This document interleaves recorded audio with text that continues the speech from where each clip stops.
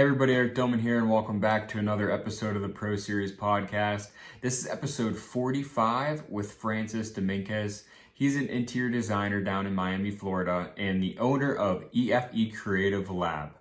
He has been featured in Apartment Therapy, House, D-Well Magazine, and so much more. We go over his background and how he got into the industry and some related topics. But before we get into this episode, please make sure you go to wherever you listen to this podcast, like, subscribe, and review this podcast. And now I hope you like episode 45 with Francis Dominguez. Thank you so much, Francis, for joining me today on the Pro Series podcast. I'm excited to talk to you about your design career and your background. Well, thank you for having me, and I'm excited as well over here. Where are you shooting from? You said, is it Miami? Yes, I'm based in Miami, Florida. Lucky. I mean, not so lucky right now. It's getting really hot and humid, but it's just for a few months. okay. I mean, we're kind of just starting to get warm now, but it rains all the time here in Pittsburgh right now. So. Oh, okay. I've been to Pittsburgh, beautiful city. I really enjoyed it. Oh, really? You have? Yeah. Do you have family or friends up here, or just came up here to visit? We went to visit. I went with another colleague of mine. We went back in, I want to say 2019. And we went to visit Frank Lloyd Wright's house, the Falling Water, which is like an hour away from Pittsburgh. Yeah, that's awesome. Yeah, I talked to Adrian Ramsey, who was on my podcast. He's an architect in Australia, and nice. He visited Pittsburgh to see that. And I live in Pittsburgh, and I've still never seen it. Oh, you should definitely make the drive. It's a beautiful drive. It's, I believe, less than an hour, and it's just such a unique property, and just the land where it's at is just amazing. So I definitely recommend going there. Yeah, I definitely want to go there. Have you always been interested in architecture and in interior design since you were little, or is that kind of? I really have been, and I always make a joke. I'm like the black sheep in my family. Both my parents and my brother, they're lawyers, accountants, those kind of things. Wow. So, and I was never, I thought it was cool, but I was never really into that. So I remember growing up as a kid, when there was like construction of a house going on, I would always go inside to kind of figure out what the layout of the plan was. So that's where it all really started, when I was really young, and just grew from there. Gotcha. Did your career path ever change, or did you always want to be an interior designer? So, fun fact, I'm actually an architect. So I went to architecture school. Yes.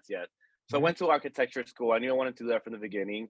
And I did the whole architectural field for a little bit after I graduated college. And it was great, but it wasn't for me.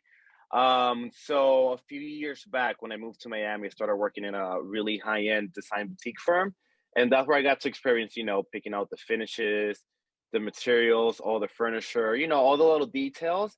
And I just really enjoy being part of the project from beginning to end. And architecture is really hard to do that because, you do such big projects that you take care of the design, but then you just give the building, to the contractor, whoever's going to be building it. So that's how I came to the whole interior design world.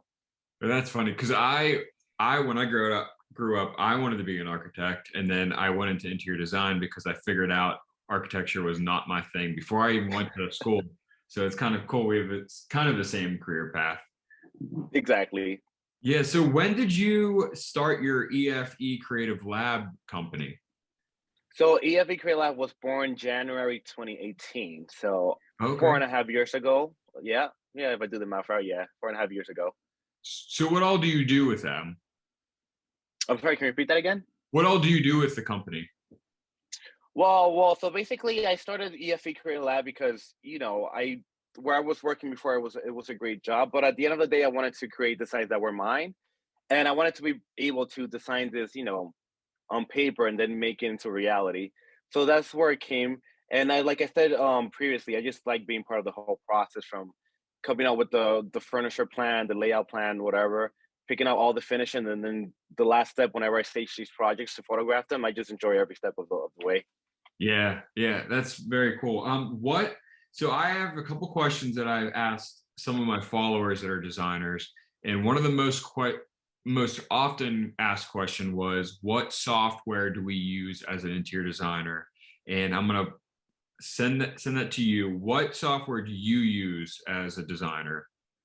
Oh, there's so many software out there, but for me, I use AutoCAD when it comes to making floor plans, elevations, any detail that I need to pass, to my carpenter or contractor. Anything that needs a lot of reference and details, I do our AutoCAD. When it comes to the 3D models, which is another great tool to have all the finishes and see everything three-dimensional, I use SketchUp. And Okay. then for everything that has to do with invoicing and sending, not the self fun part, I work with Ivy. So those are my top three pillars when it comes to programs.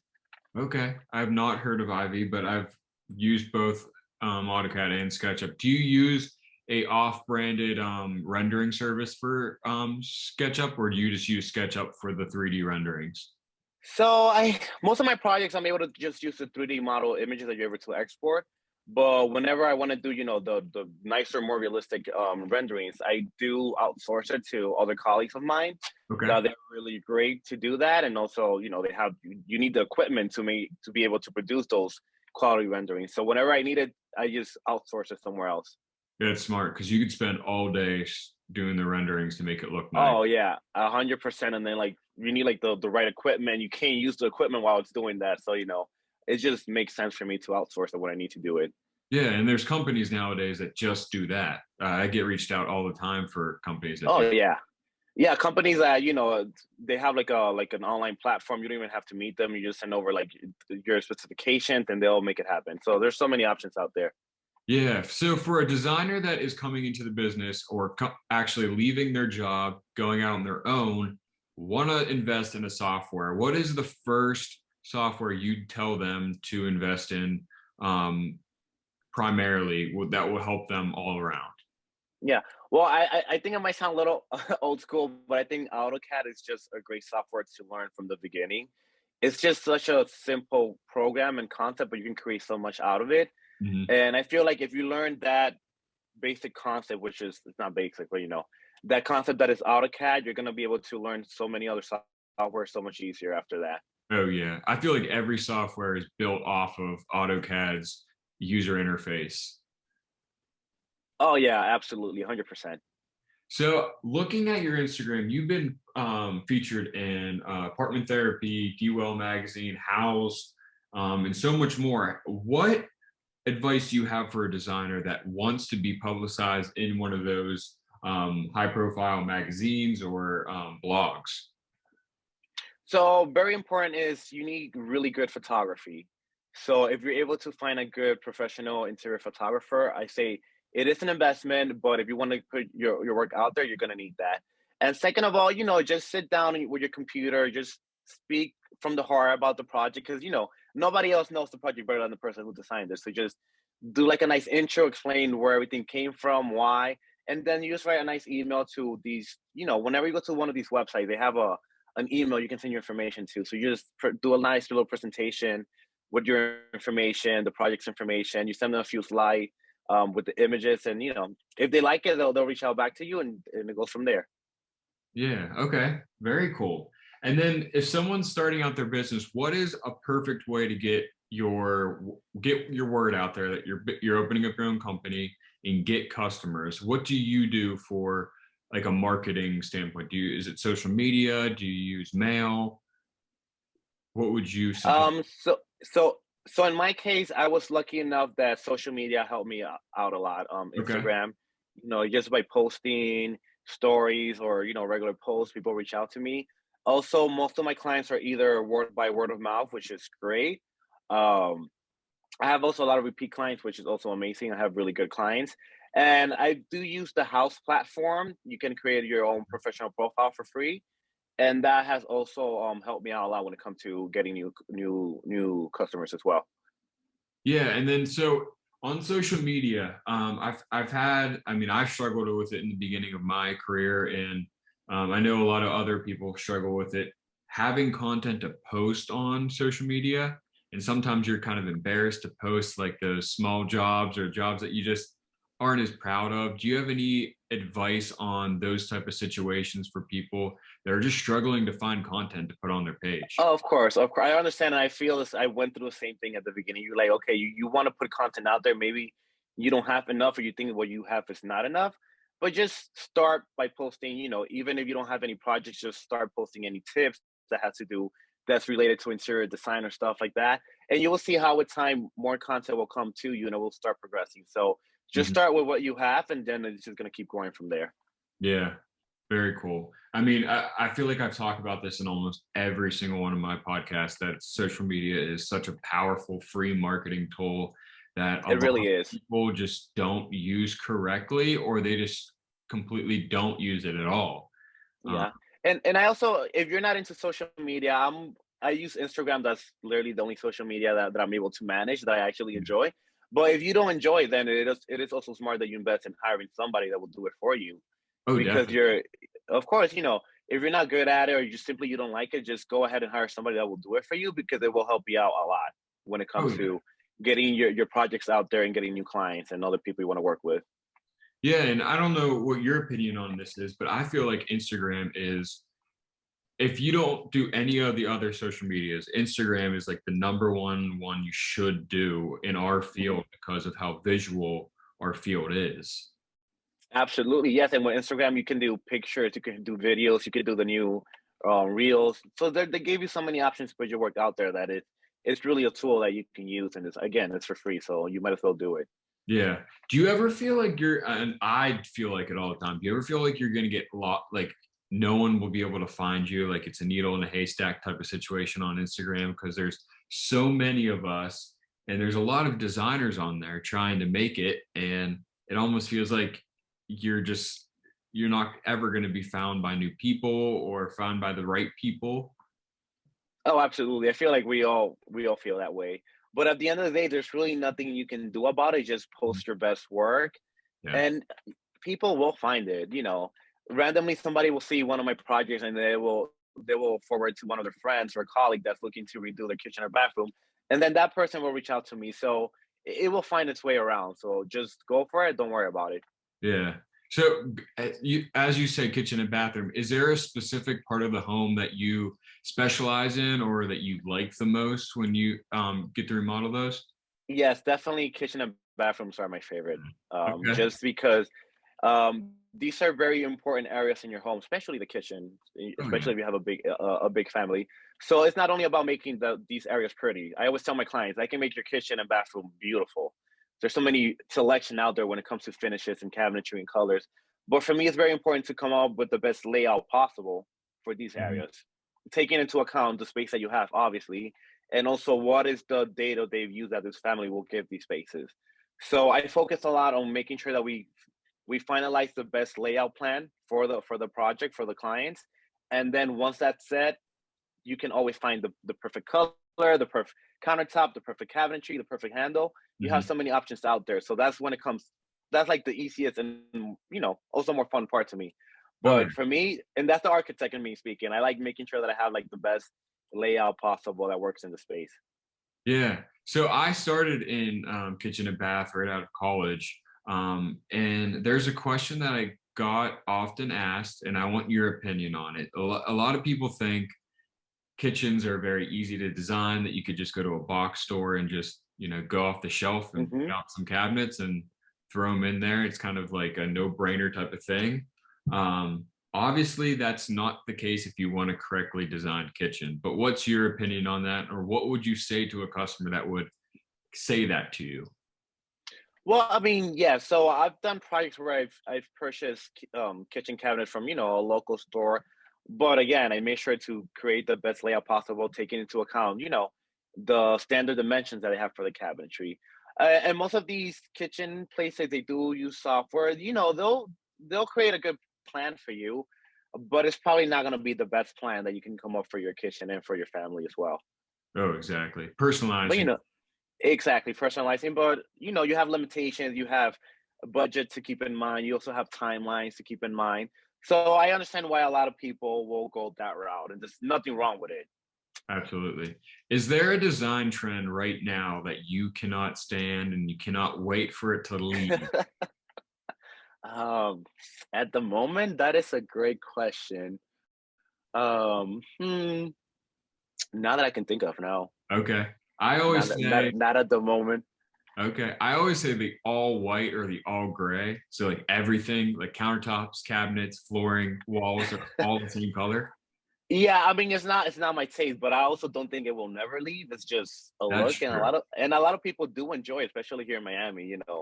When it's like a new high rise, people tend to do those very white and gray kind of color, which is again nothing wrong with it, but it's not my style. But Exactly. I don't think it's never gonna go away. I think it's always gonna be there. No, that's true. So if you had your dream kitchen, what would it look like? As in colors, materials, what would you put in it? Oh, that's such an easy question for me.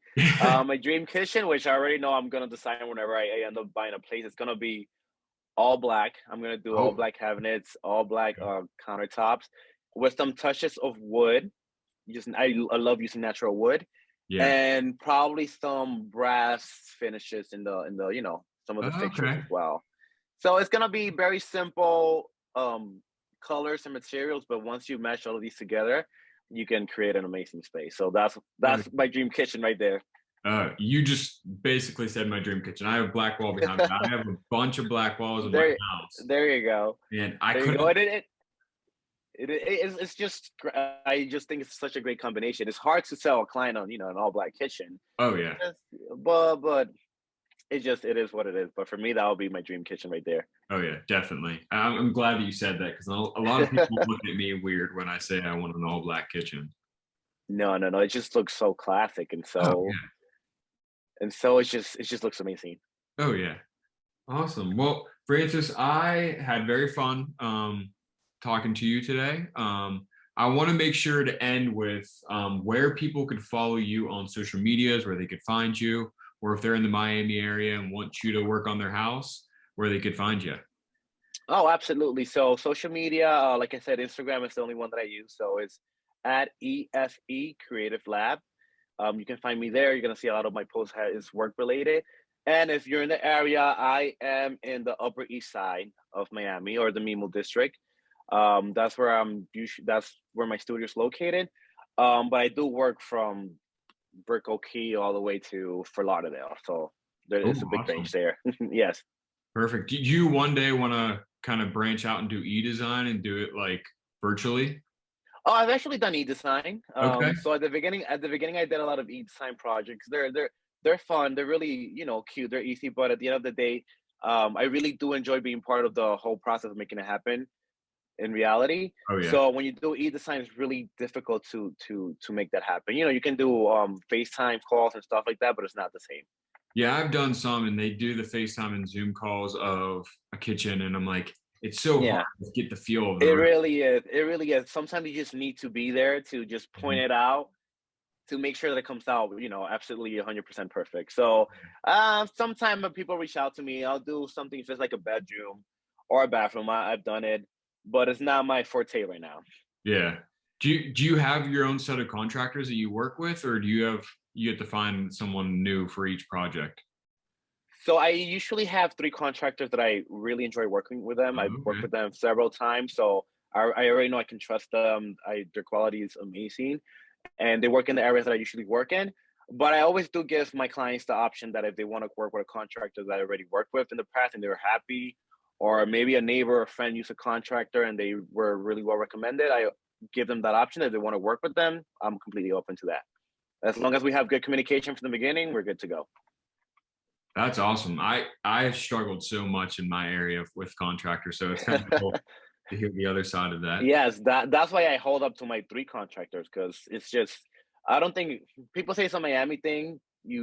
There's a lot of not good people there when it comes to contractor and subcontractors. Yeah. So I've been very lucky to be able to work with these three individuals and had a good relationship so far. Oh yeah. Do not get rid of them at all. Oh no, I do not trust me. Awesome, Francis. Well, thank you so much for taking time out of your day to come onto the podcast. Can't wait for everybody to hear it, and I hope everyone follows you on Instagram. Thank you so much, and thank you for having me. It was a great experience. I really enjoyed it. Awesome.